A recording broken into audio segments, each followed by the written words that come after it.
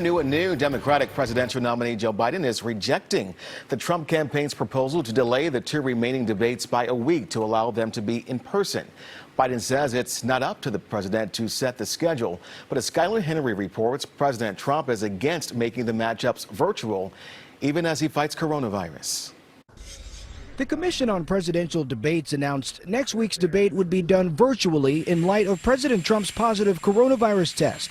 But they didn't run it by the candidates first. I'm not going to waste my time on a virtual debate. That's not what debating's all about. You sit behind a computer and do a debate. It's ridiculous. We don't know what the president's going to do. He changes his mind every second. So for me to comment on that now would be irresponsible. Democratic presidential nominee Joe Biden did not comment this morning, but the campaign later issued a statement saying the president was trying to avoid voter questions in the town hall debate format and said Biden would find some place to hold his own event that same night. President Trump says he wants to get back on the campaign trail, even saying he'd hold a rally tonight if he could. That's despite CDC recommendations that say COVID-positive people should quarantine for at least 10 days. I don't think I'm contagious at all. Well, first of all, if I'm at a rally, I stand by myself very far away from everybody, so whether I was or not. But I still wouldn't go to a rally if I was contagious.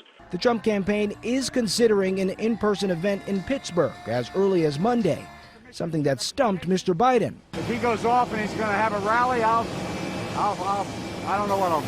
Skyler Henry, CBS News, the White House.